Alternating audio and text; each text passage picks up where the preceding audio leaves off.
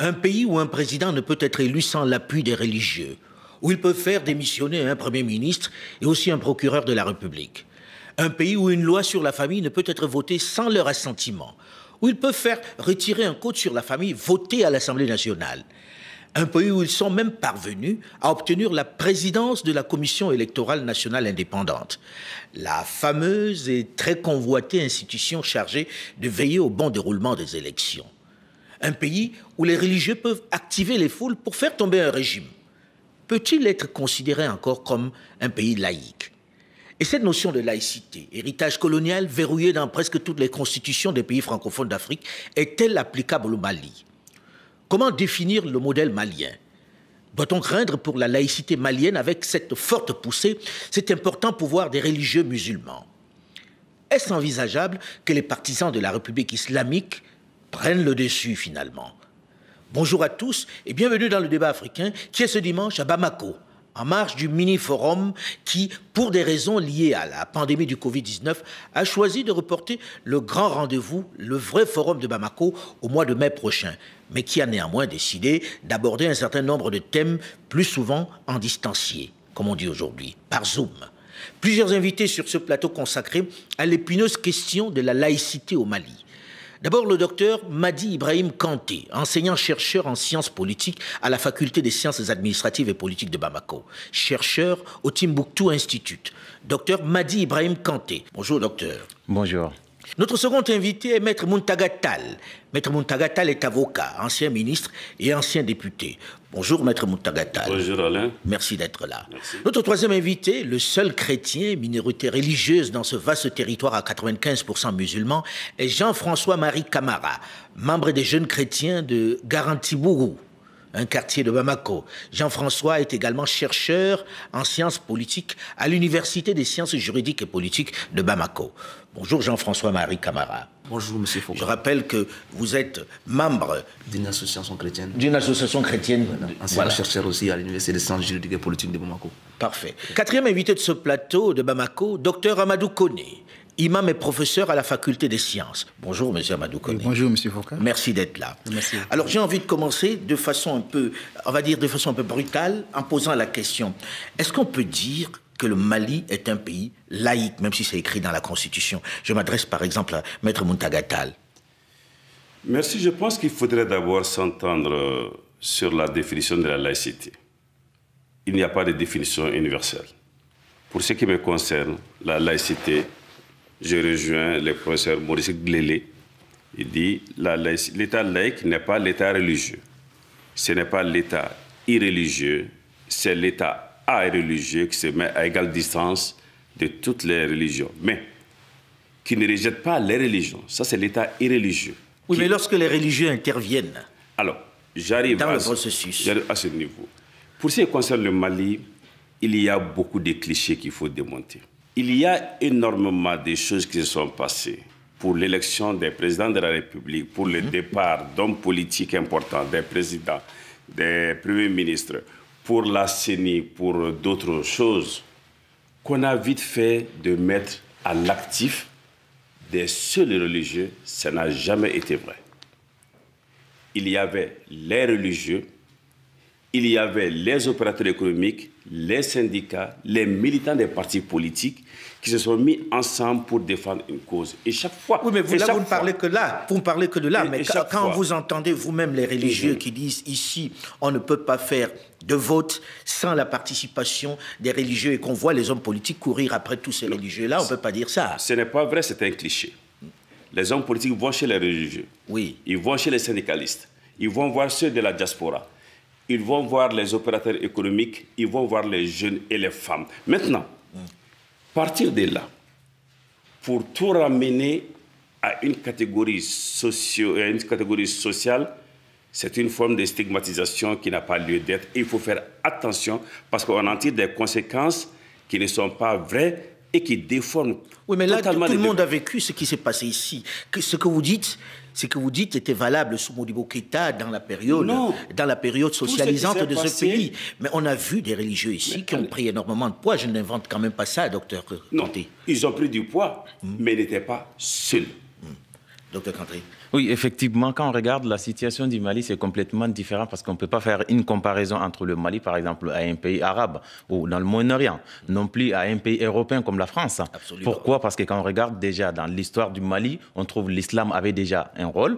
Et puis aussi, ce qui est l'islam aussi qui avait déjà comme une laïcité, parce que qui a laissé tout le monde à exercer ce qu'ils veulent par rapport à leur religion, par rapport à leur culture, sans problème. Alors, si on retourne vers ça, je pense que c'est une solution par rapport à la situation du Mali. C'est pour cela qu'on ne peut pas dire le Mali comme un pays islamique. Pourquoi? Parce que déjà, ce n'est pas l'islam qui est là comme une loi, ou ce n'est pas l'islam qui est là comme le pays, comme l'Iran, par exemple. Bon, on voit déjà il y a une grande différence entre le Mali et ces pays-là. Vous partagez le même point de vue? Oui, parfaitement. Hein. Le Mali est un pays laïque dès sa création. On peut remonter jusqu'à l'empire du Mali, on peut remonter jusqu'à l'empire du Ghana. Toutes les confessions religieuses s'exprimaient librement et la création de la République du Mali n'a pas fait exception à cela, n'a pas dérogé à cette règle du bon cadre de vivre, du bon cadre d'expression religieuse. Donc le Mali a été vraiment laïque. Maintenant, le jeu démocratique veut que la majorité l'emporte. Quand on vote, entre nous sommes 5 ici sur le plateau pour l'instant. Et quand on vote ici, naturellement, il y aura une majorité. Maintenant, si à la base, on est majoritairement musulman, il va de soi que l'expression populaire démocratique, ce sont des gens qui tiennent compte de la dimension religieuse sans que ça ne soit en toi un dictat religieux en tant que tel. Monsieur Camara, oui. Vous qui êtes de la minorité religieuse ici, puisque vous êtes plutôt chrétien, est-ce que le Mali reste un État laïque? Voilà. Avez-vous le sentiment que non aujourd'hui? Il faudrait faire... Moi, j'ai une autre lecture que mes prédécesseurs par rapport à cette question de laïcité au Mali. Alors, il faut essayer de faire la genèse même de notre République laïque. Quand vous regardez, à partir de 1960, il y a une doctrine naissante au Mali qui dit que le Mali a été dirigé qu'une fois et demie par les partis politiques. C'est-à-dire qu'on était véritablement un État laïque à partir de 1960 et 1968. Il n'y avait pas de clivage ethnique, il n'y avait pas de chef religieux qui pouvait désigner quelqu'un comme ministre, comme on appelle comme directeur d'une entreprise ou directeur d'un service public au Mali. Mais à partir du coup d'État de 1968, il y a eu... Qui a porté Moussa Traoré au pouvoir. Qui a apporté Moussa Traoré au pouvoir, il y a eu ce qu'on appelle une sorte de transformation de notre République laïque, parce que Moussa Traoré a donné plus de place, plus de poids au chef leader religieux. Et lorsque les démocrates sont arrivés au pouvoir en 1991, c'est ce qui a amené tous ces problèmes de clivage ethnique, comme on appelle, entre les différentes communautés aujourd'hui. Vous ne pouvez pas imaginer dans une république, qu'est-ce que c'est qu'une république? Une république, ça veut dire tout simplement l'égalité des hommes devant les lois. Il n'y a pas de distinction de croyance ni de distinction de conviction. Mais quand vous regardez aujourd'hui dans la pratique, nous avons une constitution, bien vrai que nous avons une constitution qui garantit la laïcité. La laïcité, d'ailleurs, dans son article 118, quand vous regardez, qui dit que les limitations temporelles de notre révision constitutionnelle, il y a 3 notions qui ne peuvent pas faire l'objet de révision au Mali, notamment la forme de la laïcité de notre République. Ça, c'est de façon formelle. Mais dans la pratique, aujourd'hui, il y a beaucoup de choses à améliorer. Parce que nous voyons qu'aujourd'hui, il y a l'éruption des chefs religieux sur la scène politique. Cela est dit à quoi? Cela est dit à la faiblesse de nos partis politiques. Parce que nous avons un système politique qu'on appelle la démocratie représentative. Cela veut dire, comme selon Max Weber, les enfants de la démocratie représentative, c'est les partis politiques. Au Mali, aujourd'hui, qu'est-ce que nous constatons? Il y a une confusion totale entre la société civile et les partis politiques. On ne sait pas qui est société civile. Donc, si les religieux prennent du poids, c'est parce qu'il y a une défection vis-à-vis des hommes politiques. Justement, c'est ça. C'est parce que c'est eux qui sont là.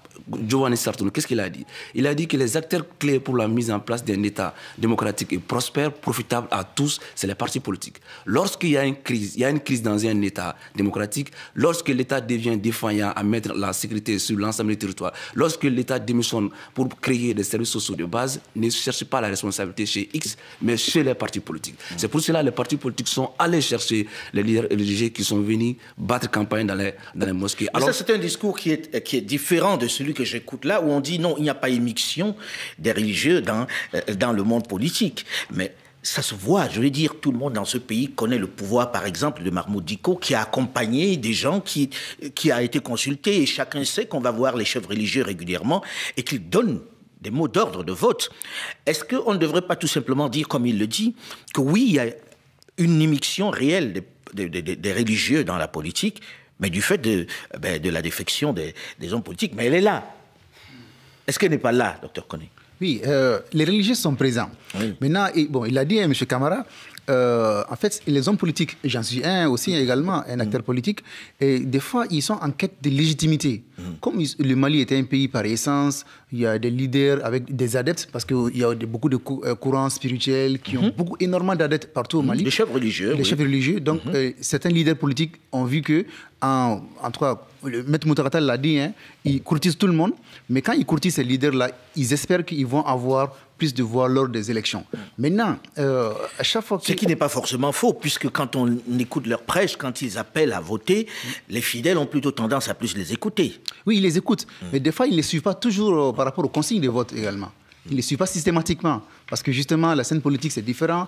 Le Mali est un pays aussi, comme il y a beaucoup de candidats lors des élections, et dans les mosquées, on a les différentes tendances, on a les différents courants, on a les différents partisans. Donc, ils ne suivent pas toujours les leaders religieux. Mais par contre, comme ces leaders-là, ils sont 3 ou 4 qui ont une force réelle de mobilisation. Qui soulèvent des populations. Voilà, je veux dire, on a vu dans le stade ici, à Bamako, 50 000 personnes à l'appel de Mahmoud Dicko. Voilà, donc tout naturellement, les politiciens... les leaders politiques vont les courtiser en espérant justement bénéficier en tout cas d'un vote massif de l'ensemble de ces adeptes-là.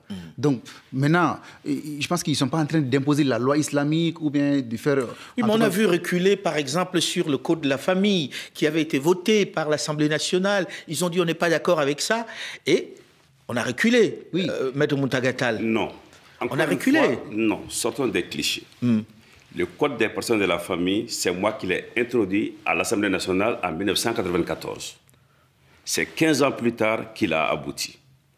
La veille de l'adoption, des consignes politiques inacceptables sont arrivées pour nous dire qu'il faut tout changer. J'ai mis l'Assemblée en garde. Dit, si vous changez, le peuple malien n'acceptera pas.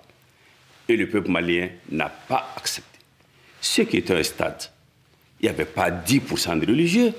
Il y avait les Maliens. Pourquoi? Parce que vous savez, une loi qui n'est pas acceptée par le peuple auquel elle doit s'appliquer n'est pas une bonne loi, premièrement. Deuxièmement, c'est Portalis, un jurisconsulte français, qui a dit, depuis le mois où on faisait le code civil, que les lois sont faites pour les hommes et non pas le contraire, les hommes ne sont pas faits pour les lois. Oui, mais en même temps, on peut manipuler les populations. Chaque fois que les religieux ont fait irruption sur la scène politique, c'est parce qu'il y avait des lois qui portaient atteinte aux valeurs religieuses, aux valeurs culturelles, et que les Maliens, dans leur grande majorité, refusaient. Je vais plus loin. La défiance dont on parle, le fait d'aller faire la cour, ça correspond encore à des clichés. Les hommes politiques vont voir toutes les couches socio-professionnelles, qui s'engagent tous. Pourquoi? Parce qu'il faut qu'ils s'impliquent pour que le projet puisse aboutir. Nous sommes dans une société où, faute de moyens, il faudrait l'accompagnement du plus grand nombre. Donc, ramener tout à une seule couche, les religieux, encore une fois, ça correspond à un cliché. Pour autant, je ne nie pas. Oui, parce qu'en réalité, quand vous dites ça, oui, je ne nierai jamais très importants dans l'environnement. D'autant plus que j'en suis je suis d'une famille de religieux. Je connais le poids. Mais je dis aujourd'hui, il n'y a que des clichés. Et au Mali, la défiance, ce n'est pas vis-à-vis de la classe politique. La défiance, c'est vis-à-vis de la gouvernance et des gouvernants. Et parmi ces gouvernants, croyez-moi, la société civile et la classe politique au Mali ont gouverné ensemble depuis 50 ans. Les militaires et les civils depuis 50 ans, les jeunes et les aînés depuis 50 ans. C'est la gouvernance qui est en cause. Pourquoi donc le M5 auquel j'appartiens a dit qu'il faut refonder. C'est le mouvement qui a renversé le régime du président Je suis membre du comité stratégique. Nous avons dit c'est tellement pourri qu'on ne peut pas colmater. Il faut refonder. non pas refonder tel ou tel pan aujourd'hui au Mali, mais refonder le Mali entièrement et profondément. Alors, moi, j'entendais le docteur. Effectivement, je voulais juste intervenir sur un point. Concernant la situation du Mali, par exemple, est-ce que si on a une mobilisation contre une loi, est-ce que seulement c'est sur une cause de la religion, ou parfois il y a une partie de la culture et la tradition malienne qui rejette tout ça, et puis ce sont des leaders qui prennent ça comme sérieux et qui seront devant la foule pour mobiliser la population contre une loi. Parce qu'au Mali, quand on regarde la situation du Mali, on trouve que le Mali, c'est un pays de la culture, c'est un pays des traditions. Parfois, la culture et la tradition, c'est plus lourd c'est plus respecté plus que la religion. Par exemple, dans certaines communautés, bon, quand il y a une loi islamique et une tradition, on trouve qu'il y a une confusion entre les deux. Parfois, la majorité préfère même d'aller vers leur tradition, pas vers l'islam. Est-ce qu'il ne faut pas revoir la définition même de la laïcité? Parce qu'on a le sentiment que lorsqu'on parle de laïcité, on regarde des modèles qui ne correspondent pas à la tradition d'ici, à la culture d'ici. Est-ce que l'erreur ne vient pas du fait qu'on définisse la laïcité en fonction des autres et pas en fonction de l'histoire même du Mali? C'est d'ailleurs l'un des véritables problèmes. C'est pas que le Mali, c'est un problème africain. C'est-à-dire, nous, les États africains ont besoin d'avoir des inspirations endogènes. Parce que quand vous regardez notre constitution, vous allez voir qu'il y a beaucoup de choses qui reviennent de la constitution de la 5e République française. Qui ne correspondent pas à la réalité locale. Pas à la réalité. Regardez aujourd'hui, quand le chef traditionnel, pendant les élections et autres, quand le gouvernement, le pouvoir exécutif a besoin de faire passer un message, il utilise les chefs traditionnels. Et à la fin, les chefs traditionnels n'ont pas assez de statut juridique. Alors qu'aujourd'hui, qu'est-ce qu'il faut faire? Quand vous regardez le Sénat, qu'est-ce qui signifie le Sénat? Un mot romain qui signifie la maison de charge. Alors que pourquoi ne pas créer une forme de Sénat de façon endogène qui permettrait vraiment... Mais là, vous allez totalement dans autre chose, c'est-à-dire vous essayez de trouver des parades à cela. Mais est-ce qu'il ne faut pas définir un modèle de laïcité qui corresponde véritablement à la réalité locale? Parce que vous pouvez dire ce que vous voulez, un président de la République qui prête serment sur le Coran, d'entrée de jeu, on n'est plus totalement dans la laïcité telle qu'on l'a définie ailleurs. Mais dans la laïcité locale, peut-être. Oui. Même aux États-Unis, c'est une république laïque. Absolument. N'empêche que le chef d'État prête serment sur la Bible. Sur la Bible, tout à fait. Ça n'a rien à voir avec la laïcité. Ça ne peut pas être contraire à la laïcité. Le Mali, même pendant je parle sous le contrôle de mon aîné, Maître Moutaratal, même pendant la conférence nationale de 1991, il paraît que ça a été évoqué, on avait demandé que le chef d'État s'il est de confession chrétienne, il va prêter serment sur la Bible. S'il est de confession musulmane, il va prêter serment sur le Coran. Alors j'ai envie de comprendre, ça veut dire que si chose peu probable ici, si chose peu probable, il y avait un président qui soit de la minorité chrétienne, il prêterait serment sur la Bible? Ce n'est pas dans la Constitution, ce n'est pas dans les textes, mais par exemple, c'est dans mon programme politique depuis au moins 20 ans. Oui. Maintenant, la laïcité est le domaine par excellence où le Mali a rompu avec l'ancienne puissance coloniale. Parce que là-bas, la laïcité, on appelle ça une exception française. Ça devient aujourd'hui peu ou prou le rejet de tout ce qui est religieux. Au Mali, c'est l'intégration des religieux, de la religion dans tous les domaines. Mais pas seulement que la religion. Vous savez que dans le Mali profond, le chef de village a autant de pouvoir et d'influence que l'imam. Ce sont les deux personnalités les plus importantes. Mais on ne parle jamais des chefs de village, on ramène tout à la religion, comme si on veut mettre la religion en dehors de tout. Or, la religion, c'est dans le vécu du Malien, ça existe au plus profond de lui-même. Et vouloir gommer la religion ou attenter à la religion, c'est être sûr d'avoir tous les Maliens sur leur dos. Mais pour conclure sur ce point, je pense qu'il s'agit en République que la religion se conforme à la loi pour autant que la loi ne viole pas les principes les plus sacrés de la religion. Mais vous savez très bien que si ce sujet passionne, c'est parce qu'il y a une menace. Il y a une menace djihadiste ici qui voudrait absolument que ce ne soit plus un État laïque. Certains ont même parlé de charia. Est-ce que ça ne vient pas de là, le fait que l'on regarde un peu le modèle de laïcité malien avec une certaine suspicion? Est-ce qu'on ne devrait pas la définir de façon définitive pour qu'on comprenne ce que c'est la laïcité malienne, docteur? Oui, effectivement, parce qu'on a un problème au niveau de ça, parce que quand on regarde au niveau du Mali, on a une tendance de copier ce qui est dans le Moyen-Orient, par exemple. Alors, si on va sur cette voie, on trouve directement... Mais il y a une pression de ceux qui veulent vous imposer ce modèle du Moyen-Orient et qui ne veulent plus de cet État laïque. On ne peut pas faire comme si on ne le voyait pas. C'est peut-être pour ça qu'on se pose la question de savoir est-ce que ça va résister? Est-ce que cette poussée ne risque pas de... Mais finalement, d'installer ici une république islamique? Oui, bon... en réalité, si la population malienne décide de prendre une bonne voie, sans copier ce qui se déroule actuellement dans le Moyen-Orient, on voit que le changement arrive. Pourquoi? Parce qu'au niveau du Mali, chaque fois quand la population se mobilise pour contre quelque chose à l'intérieur, par exemple au début du terrorisme, ici au Mali, on trouvait que une partie de la population malienne qui était pour, et aussi on trouvait aussi, par exemple, il y a beaucoup de groupes terroristes qui ont été créés à l'intérieur du Mali, avec le leader malien à la tête. Alors c'est à partir de là, les Maliens ont compris que vraiment, ça c'est pas notre modèle à nous pour prendre ça. Tous les Maliens? Pas tous les Maliens, une partie. Non, c'est pour ça qu'on se pose la question. Effectivement, une partie de Maliens qui ont vu exactement, on ne peut pas être dans le monde comme monde Moyen-Orient, alors de prendre l'islam comme terrorisme, d'utiliser ça au Mali pour essayer d'établir un État islamique. D'utiliser plutôt l'islam, parce que quand vous dites, puisque ce n'est pas l'islam ce qu'il propose en réalité. Le fait qu'il y ait ces djihadistes existent au Mali fait que tout ce qui concerne la religion au Mali est hyper médiatisé et hyper amplifié, même si ça reste dans les normes. 1. 2. Vous savez, ce qui a endigué le plus le mouvement djihadiste au Mali, c'est moins les armées nationales et étrangères que le fait que leur message n'a pas été relayé par la quasi-totalité des autres religions. J'ai envie de dire bonjour à l'imam Omaro qui nous a rejoints. Bonjour, M. Alain. Voilà. Est-ce qu'aujourd'hui, il y a une menace sur la notion de laïcité définie, telle qu'elle est définie au Mali, qui ne ressemble pas forcément à la laïcité telle qu'on la voit à la française, comme on l'a dit ici? Est-ce qu'il y a une menace dans ce sens, Dr Kony? Non, moi je pense qu'il n'y a pas une menace réelle qui pèse sur la laïcité au Mali. Peut-être en France, mais en tout cas pas au Mali.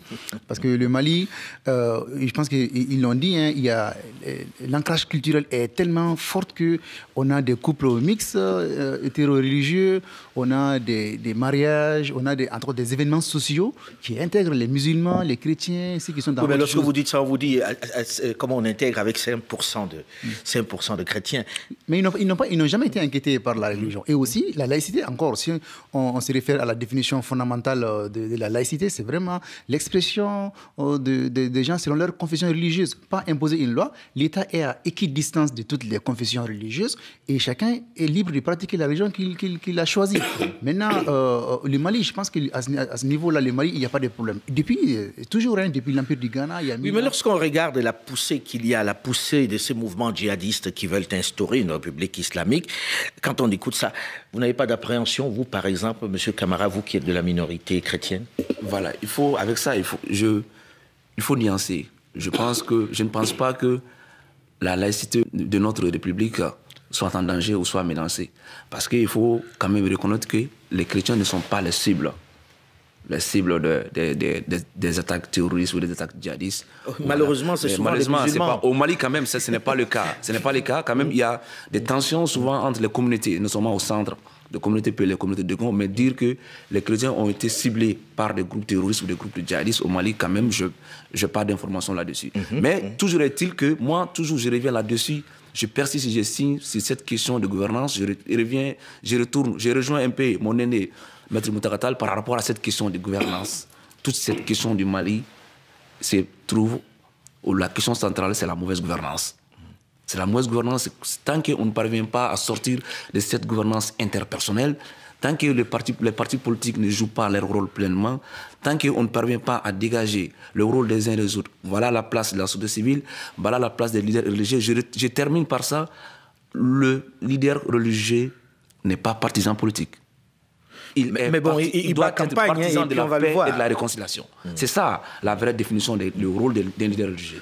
Le prêtre, quand il y a un souci entre les chrétiens, ils vont se retourner chez qui? C'est le prêtre. Quand il y a un souci entre les musulmans dans les quartiers, ils vont se retourner sur l'imam. C'est l'imam qui va essayer de réconcilier les parties. Donc le rôle de l'imam ou du prêtre, son rôle, il est partisan de la paix et de la réconciliation, mais il n'est pas partisan politique. Alors, puisqu'il y a un imam qui nous a rejoint sur ce plateau, qui n'était pas là dans la première partie, j'ai envie de lui poser la question de savoir, pour vous, est-ce qu'on va vers une république islamique? Est-ce que vous êtes en faveur d'une république islamique? Parce qu'on dit qu'il y a certains imams ici, dans ce pays, qui souhaiteraient qu'on en finisse avec ce fantasme sur la laïcité.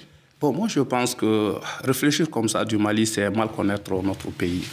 Moi, je l'ai tout le temps dit, au Mali, même les mouvements, les grands rassemblements dont vous faites souvent allusion, aucun imam n'a appelé au nom d'une religion. Chaque fois qu'il y a eu un problème sociétal et religieuse, parce qu'en réalité, séparer la culture islamique à la culture du Mali, c'est très difficile. Le Mali a subi d'abord la colonisation islamique, bien avant la colonisation française. Et depuis dans le temps, quand nous regardons les grands empires qui ont constitué d'abord le terroir du Mali, vous verrez que les religions dominantes, c'était quoi? C'était l'islam et puis nos religions traditionnelles. Donc, de ce fait, le peuple même a épousé les religions. Donc, ce qui fait qu'il y a certaines valeurs qui sont d'abord contre notre vie quotidienne. C'est le quotidien du peuple malien. Donc, si ces valeurs-là sont mises en cause, tout de suite, le peuple se mobilise. Peut-être derrière quelqu'un, le leader religieux, qui, à un moment donné, qui a la capacité, ou qui a l'audace de réagir vite qu'est le leader politique. Mais souvent, qui sont réjouis par les politiques, s'ils voient la pertinence de la cause pour laquelle la population s'est mobilisée. Donc aujourd'hui, la laïcité au Mali n'a jamais été mise en cause, ni dans l'histoire, ni aujourd'hui. Ce qu'on veut nous imposer aujourd'hui, nous, on ne se reconnaît pas dans ça. Un islam qui vient égorger des imams, qui vient égorger des prêtres, qui vient, même pas des prêtres, des imams, des prédicateurs musulmans, qui vont brûler même dans les mosquées. Ça, c'est un islam que le peuple malien ne se reconnaît pas dedans. Nous, aujourd'hui, la minorité, la question des minorités, pour moi, ça ne doit même pas exister. Vous trouverez que j'ai un voisin chrétien où ses droits sont respectés par moi. On n'a pas de problème de cohabitation. Donc aujourd'hui, il est important que la communauté internationale, que tous les acteurs qui interviennent au Mali comprennent que ce peuple a ses spécificités.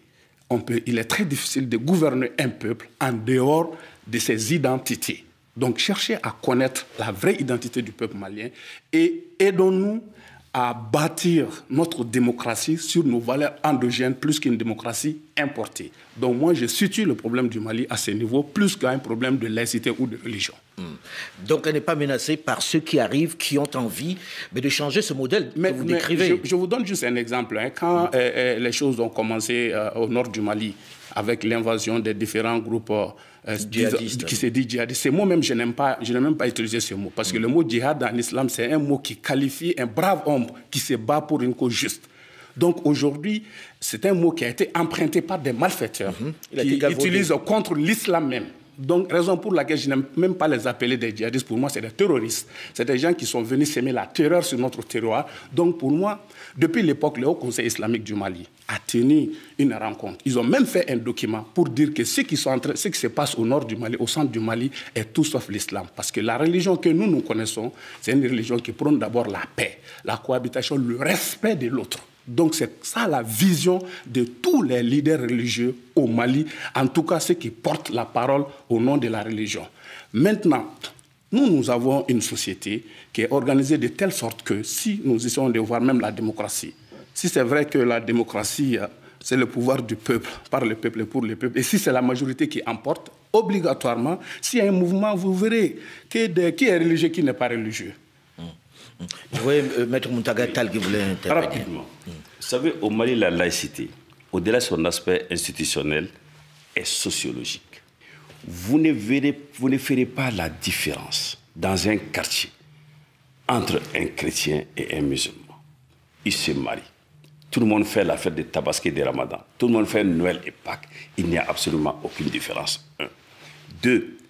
Musulmans, chrétiens, nous sommes menacés d'égale façon par ces hordes terroristes. Ils ne font pas la différence. Ils tuent plus de musulmans que les chrétiens. Donc on pense à... Troisièmement, ce qui a endigué le plus l'avancée de ces terroristes, ce sont les éléments du Mali qui se sont mis ensemble pour dire ce ne sont pas des musulmans, leurs pratiques ne sont pas musulmanes, nous devons nous mettre ensemble pour refuser.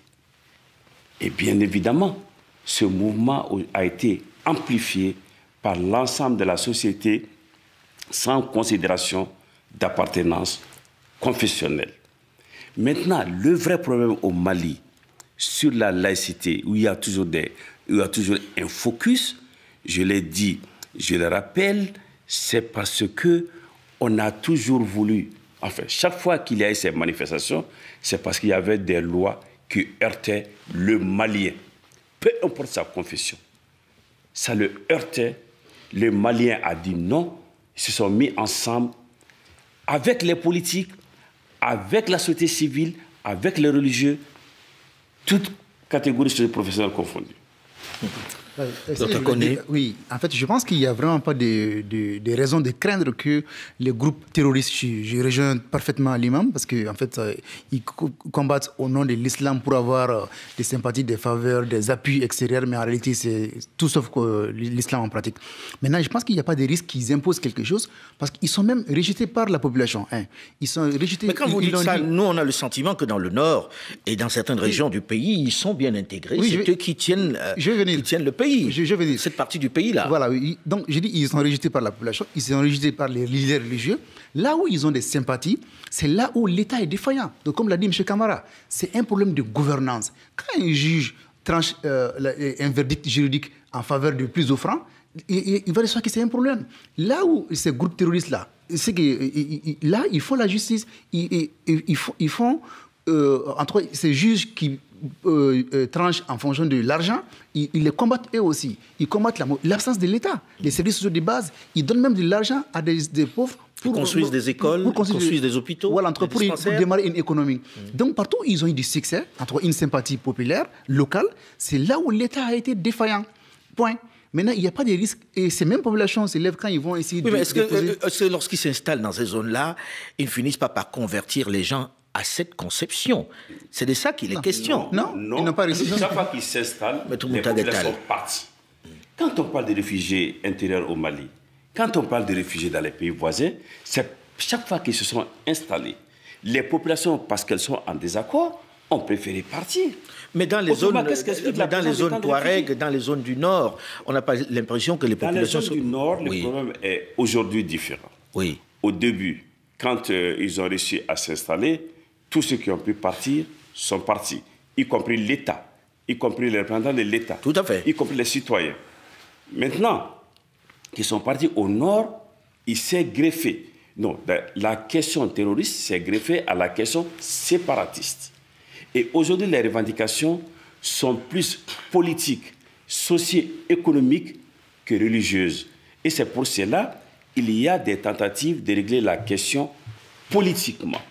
Mais sur le plan religieux, je vous répète, chaque fois qu'ils sont installés, les populations sont parties parce qu'elles sont en désaccord. Cela dit, certaines de leurs pratiques, telles que la façon dont ils rendent la justice, doit interpeller les gouvernants. Parce qu'ils ont une justice à laquelle les populations adhèrent plus qu'à la justice. Mais elle est quelquefois expéditive et violente. Elle est expéditive et violente. Et quelquefois, non, je ne suis pas sûr qu'elle réponde aux principes démocratiques. Entendons-nous bien. Je ne dis pas que c'est bien. Je dis que ça nous interpelle. En ces aspects négatifs, comme en certains aspects auxquels certaines populations adhèrent. Mais pour l'essentiel, les gens partent parce qu'ils ne sont pas d'accord.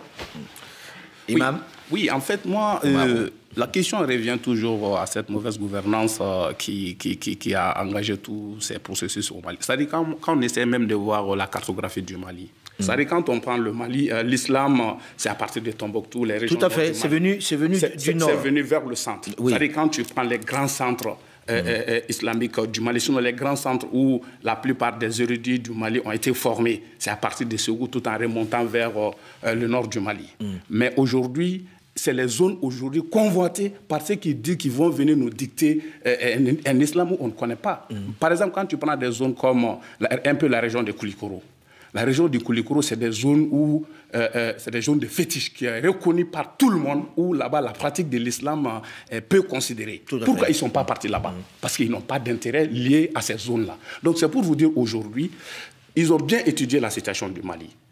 Ils savent qu'il y a un intérêt lié à des zones où ils ont vu la défaillance de l'État, ils ont profité. La précarité, la population qui vit mal, une population qui vit mal, qui cherche, qui vit sur le qui-vive, le minimum pour résister. La population n'a pas ça. S'ils viennent avec de l'argent, ils viennent, la justice a failli, ils viennent se mettre comme des justiciers. Pas pour couper les mains ou autre chose. Couper les mains, par exemple. Non, couper les mains, ça n'a pas duré, c'était juste...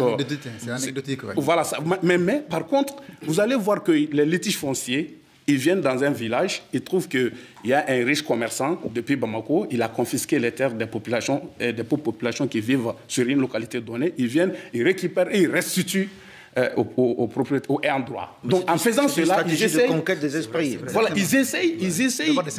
ils essayent d'avoir de la sympathie. Mais en réalité, ces populations, malheureusement, ils cherchent à éviter la honte. Ils cherchent à éviter d'être tués par des gens qu'ils ne connaissent pas. Donc ils font semblant. Mais en réalité... Vous avez le sentiment qu'ils n'ont pas convaincu? Non, ils n'ont pas adhéré.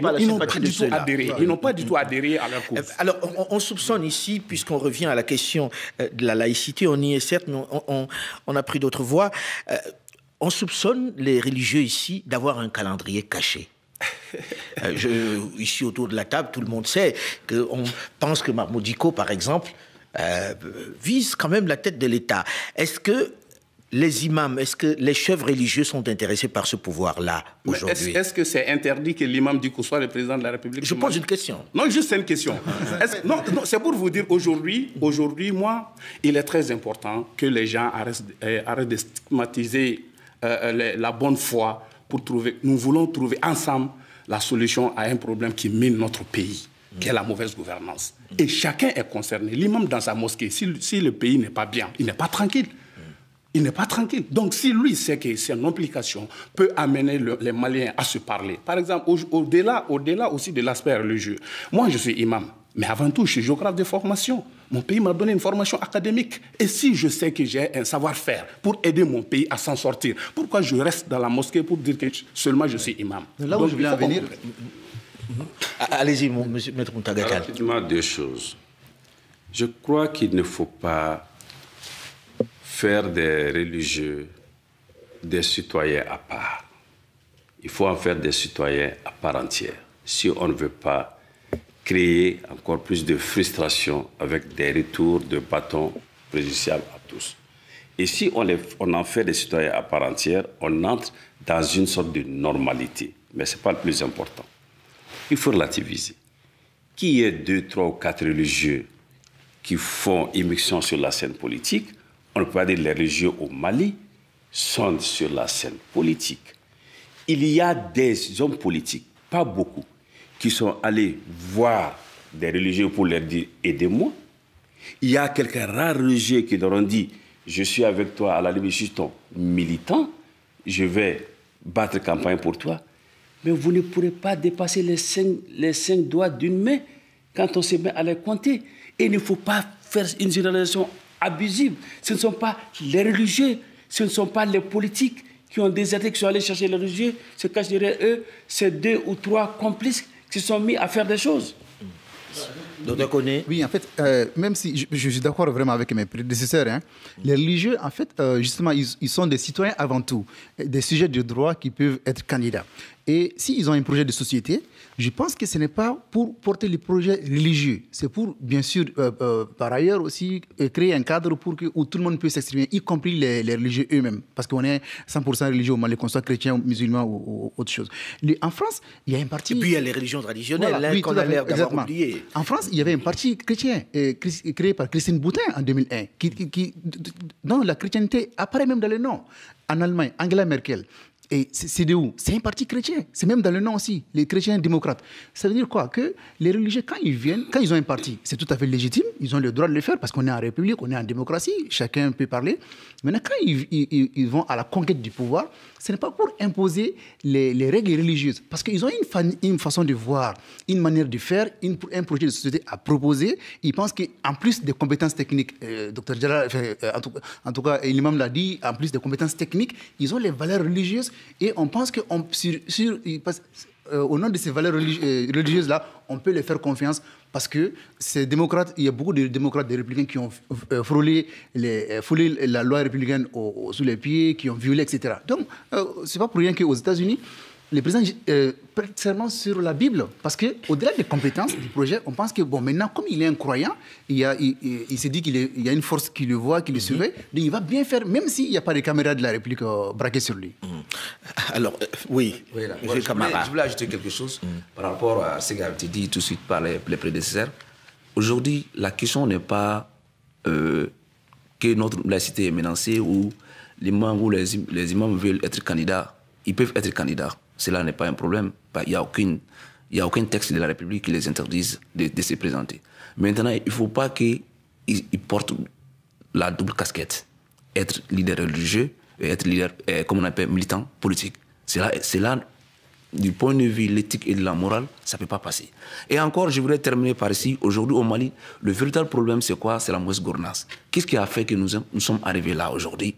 Parce que nos partis politiques ont transformé notre démocratie représentative en démocratie électorale. Ce qui les intéresse, c'est des questions liées aux élections. Alors on a bien compris que la question, depuis le début, c'est la gouvernance. Et que la question, c'est la gouvernance et qu'on cherche à... Mais ce qui est par la gouvernance, c'est encore une stigmatisation des partis politiques et une généralisation abusive. Mais je voudrais dire une chose qui est importante. Les partis religieux au Mali sont interdits. Oui. C'est important à signaler. Bien. Les partis politiques et les partis religieux sont interdits au Mali. Ce qui montre qu'on ne veut pas... Voilà. En tout cas, merci à vous d'avoir accepté de venir en débattre ici, puisque nous arrivons au terme de ce débat africain.